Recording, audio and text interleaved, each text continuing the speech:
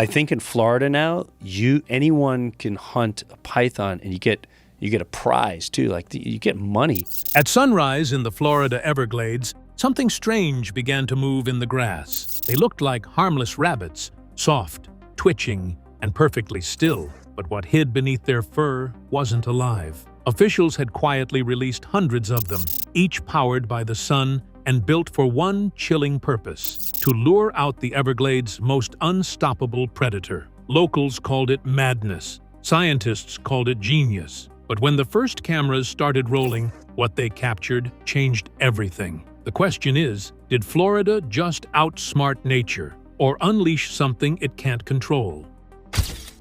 Everglades under siege. At sunrise, the Florida Everglades glows like a living mirror. Sawgrass shimmering over slow water, herons standing still as statues. Yet beneath that beauty lies one of the most devastated ecosystems in America. For decades, this vast wilderness has been under silent attack. The invader isn't a pollution spill or a human development project. It's alive, coiled, and unstoppable. The Burmese python, a predator born in Southeast Asia, has turned Florida's wetlands into its own empire.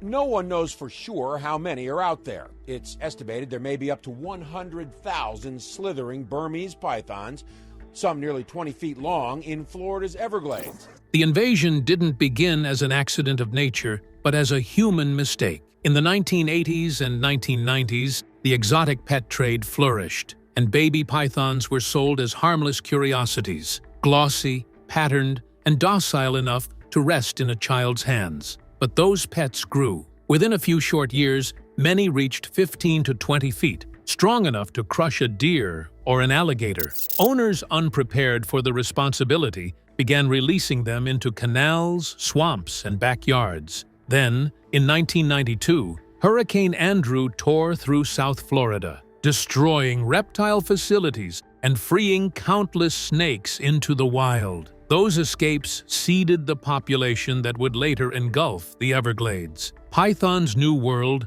was paradise. The Everglades offered warmth, endless cover, and prey that had never evolved to fear a giant constrictor. With no natural predators and the ability to lay up to 100 eggs a year, the population exploded. Biologists now estimate that tens of thousands roam South Florida. What they've done to the food web is catastrophic. The areas where pythons are dominant have led to the almost complete extinction of raccoons, opossums, and rabbits. Even deer and bobcats have been affected. A single python was found to have a deer inside its stomach. In another incident, a python was filmed fighting an alligator. Both of them died in the end. The loss of species is just one part of the whole chain effect that runs through the ecosystem. The disappearance of small mammals would mean a lessened food supply for the birds of prey. The decrease in scavengers would result in a longer time for the decaying bodies to alter the soil nutrients.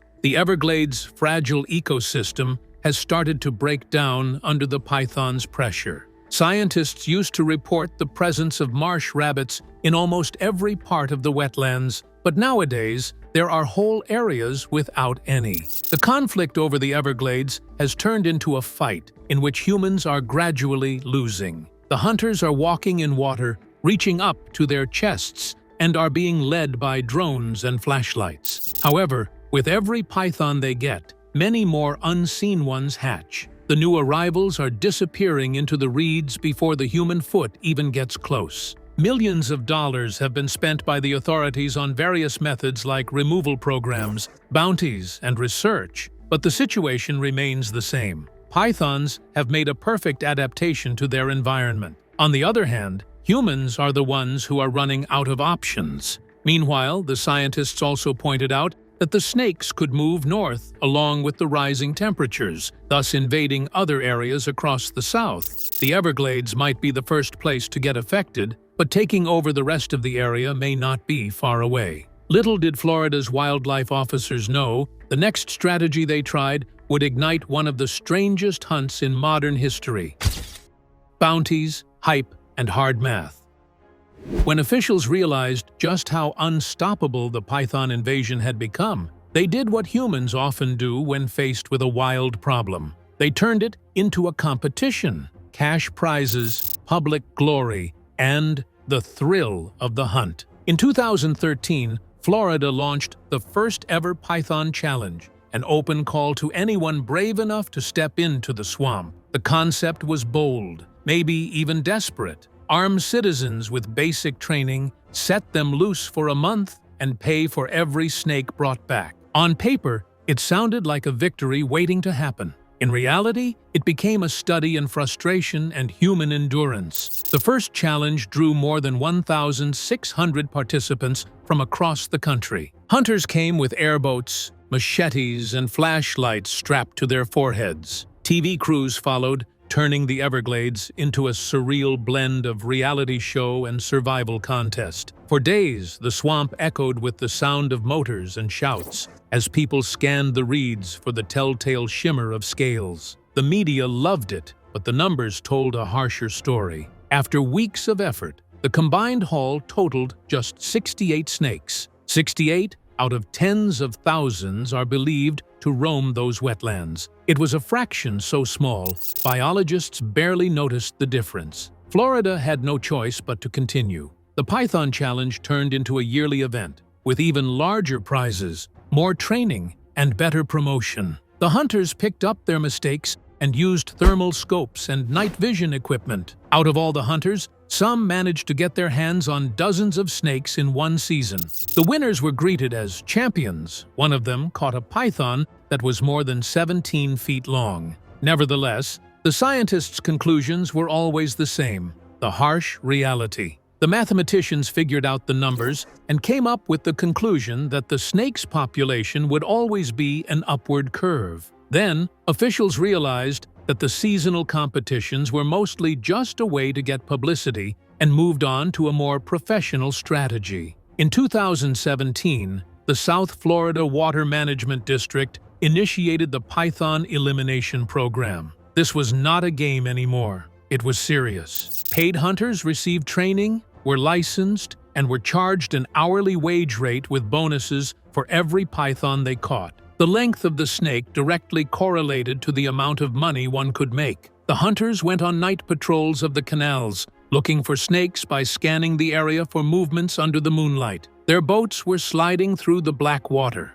It was exhausting, perilous, and sometimes solitary work, but it was effective for a period of time. The number of pythons slayed increased year after year. However, the number of pythons in the area did not decrease at all. It was like every time you removed one snake, two more came out of nowhere. The financial aspects were harsh. It took millions of dollars to pay the contractors for chasing snakes over an area of 1.5 million acres, and in turn, the returns kept decreasing. New tech, like the Judas snakes, which were fitted with radio trackers to lead hunters to breeding grounds, was only a little help. The Everglades was just too large, too intricate, and too full of hiding spots for the reptiles. By the end of the 2010s, the officials had to accept a bitter fact. Overcoming the python threat with just human resources was not possible. No matter how hard-working the humans were, they could never compete with a creature that was designed to be unnoticed.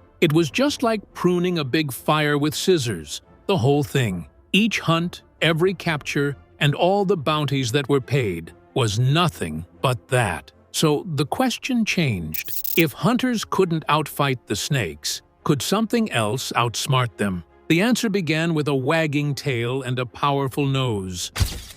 Dogs that sniff the unseen. When the bounty programs failed to make a dent, wildlife managers realized they needed a new kind of hunter, one that didn't rely on sight, luck, or endurance, but on pure instinct. That's when Florida turned to an ally as old as humanity itself, the dog. In 2020, the Florida Fish and Wildlife Conservation Commission launched a small but daring experiment. 2 dogs, trained like detectives, would be sent into the swamps to do what humans could not. The Florida Fish and Wildlife Conservation Commission recently began training 2 dogs to detect a python scent and alert handlers when they've come across a snake. Smell the invisible. Their names were Truman and Eleanor. Truman, a black Labrador, had the easygoing face of a family pet, but the focus of a soldier. Eleanor, a Dutch shepherd with alert amber eyes, was bred for precision and courage. For months, they were trained to recognize the faint, musky odor that Burmese pythons leave behind, a scent humans can't detect but lingers in grass and mud long after the snake has passed. Trainers hid pythons in crates, in tall weeds, even under waterlogged logs, until the dogs could find them every time. Once in the field, they worked on long leads, handlers following close behind with GPS trackers as the dogs sniffed, paused, and pulled toward unseen targets. The results came fast. In their first month, the duo helped capture several large snakes that had eluded human crews for weeks. Truman's tail would stiffen, Eleanor would circle, nose low, and suddenly freeze, the universal sign that prey was near. Moments later, a handler's flashlight beam would catch the slow ripple of scales. It was astonishing to watch. These dogs were finding pythons in minutes, where biologists had searched for hours. Word spread quickly across the agencies. For the first time, it felt like humans had a fighting chance. But victories in the Everglades always come at a price. The swamp is a tough place to live. Extremely hot, very humid, and very dangerous in every aspect. The paws can be cut by the sharp sawgrass. The water can be home to alligators and cottonmouths that are deadly on the first bite. Handlers had to do a lot for their dogs. They had to dress them in vests designed for cooling, put boots on their paws, and give them water all the time. And then the predator, the python, was there to make everything even worse. In spite of the difficulties, the dog teams managed to reveal a really impressive thing: a pattern. The scent trail led to nests, egg clusters, or other snakes hiding nearby every time they tracked a python. This discovery implied something broader, a map of the invasion. Scientists started to chart these discoveries, identifying the areas of reproduction that they had previously been unaware of. The dogs were not only capturing snakes, they were also revealing the problem's structure. Nonetheless, it remains that no matter how efficient the two dogs were, they would still not be able to cover the whole 1.5 million-acre swamp area. To broaden the existing program would entail setting up hundreds of teams, spending millions of dollars, and providing constant maintenance. The technique was very effective, but on a small scale, a tool, not a solution. Truman and Eleanor had proved one thing very clearly: the use of creative methods was successful, but the Everglades required more than just strength or instinct. Their victory opened up a new but unavoidable question. If the smell was able to lure the snakes out, what if the bait could attract them even more? Could the very thing they were after, which was the snakes, become the one to provide the researchers with victory? That question would lead scientists down an unsettling path, one that blurred the line between biology, ethics, and desperation. From live bait to blueprint. Desperation breeds innovation, and sometimes controversy. After years of failed hunts and limited success with detector dogs, Florida's scientists and wildlife managers found themselves staring at a difficult truth. To defeat the pythons, they needed to understand what the snakes wanted most. The answer was simple and unsettling. They wanted rabbits. Specifically, marsh rabbits, once among the most common mammals in the Everglades, and now nearly wiped out. The question that followed was as risky as it was bold. Could live rabbits lure pythons out of hiding? At first, the idea sparked outrage. Yet for some biologists, it was an unavoidable next step. Pythons are ambush predators, drawn by scent and heat rather than movement alone. In small, controlled studies, researchers built secure pens along swampy trails and placed live rabbits inside. The pens were designed to protect the animals from direct attack, while still letting their scent and heat spread through the environment. What happened next stunned the teams. Within weeks, pythons began appearing, one after another. In a single study site, more than 20 snakes slithered toward the enclosures over the course of a few months. The rabbits, terrified but unharmed behind wire barriers, had become magnets for one of the most elusive predators on Earth. The findings were undeniable. The presence of rabbits could concentrate python activity, making them easier to locate and capture. It was the first real evidence that prey attraction might succeed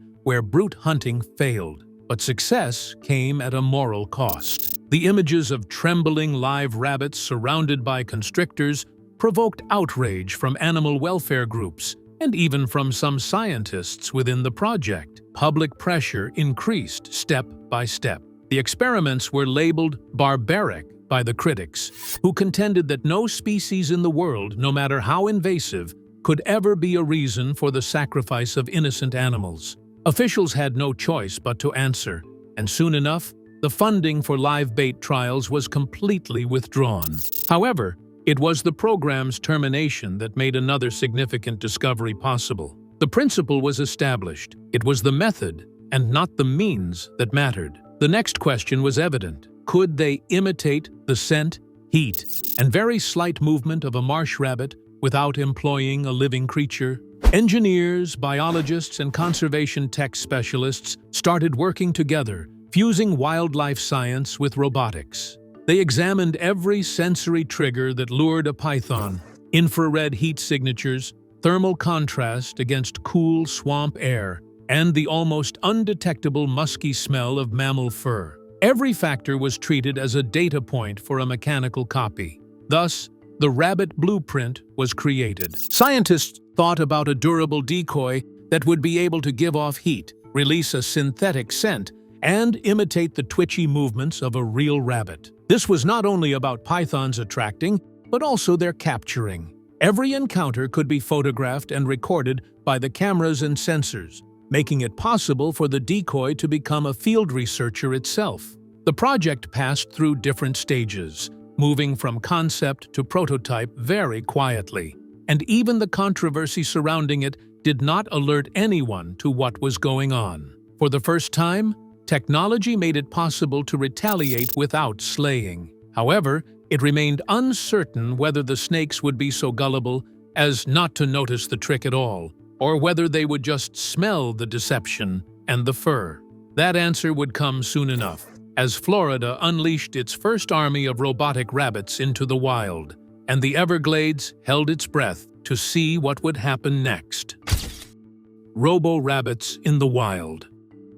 When Florida's first batch of robotic rabbits rolled into the Everglades, few believed the experiment would work. At sunrise, the prototypes looked almost comical. Small, soft-furred decoys surrounded by wires, sensors, and tiny solar panels glinting in the mist. But there were no toys. Each one represented years of frustration, innovation, and millions in funding. They were designed to fool a predator that had outsmarted every trap so far. Engineers called them robo-rabbits. Wildlife officers called them a last hope. Each decoy was a marvel of practical design, built from weather-resistant polymers, coated with synthetic fur, and layered with thermal pads.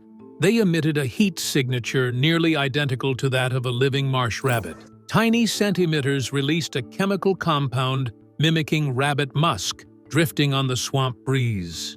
Even the ears could twitch, powered by silent micromotors. To a python's heat-sensitive tongue, these machines were indistinguishable from the real thing. Hidden within was a camera linked to a motion-triggered transmitter. Whenever something slithered close, the system activated, sending an alert to biologists stationed miles away. Powering all this was sunlight. Each decoy carried a small solar panel connected to rechargeable batteries, allowing them to operate for weeks without maintenance. They were anchored inside protective pens, enclosures strong enough to survive curious raccoons, storms, and the occasional gator. The goal wasn't to slay the snakes directly, but to lure them into monitored zones where trained teams could move in for capture. When the first 120 units were deployed across key hotspots, no one expected immediate results. The swamp had crushed optimism before. The Everglades, however, reacted differently this time. Right from the beginning, the field cameras captured various scenes, which no one had seen from such a close position. Big pythons were coming up to the decoys very gradually, with their tongues flicking and bodies shining under the moonlight. A few of them hit the decoys right away, wrapping around the motionless rabbits as if they were living prey. Some others were a bit more cautious. They felt something strange and then disappeared into the darkness. Before long, the data started coming in. The robotic bunnies were not just bringing the snakes, they were actually tracing their movements. The activation of every camera was equivalent to adding more dots to an ever-increasing digital map of python hotspots. The researchers could now be sure of the areas where the breeding females were, which canals guided their movement, and the times when the snakes were most active. The decoys had turned into both bait and an intelligence network. Nonetheless, difficulties still appeared. The price of each one was approximately $4,000, and their survival in the swamp's extremely hot and humid conditions required a series of continuous tests. The miracle of engineering would be the location of funding that decides whether it can grow into a statewide system. But it was the psychological shift it caused that was priceless. For the first time in decades, the researchers felt they were on a fence. The Everglades has been quiet for years, but now that quietness holds a pulse of possibility, a hum of motors beneath the fur. If this deep dive helped, like, comment, and subscribe. Tell us if tech should lead wildlife recovery or if it risks a new set of problems. And keep watching. The next video on your screen follows another audacious plan to save a broken ecosystem.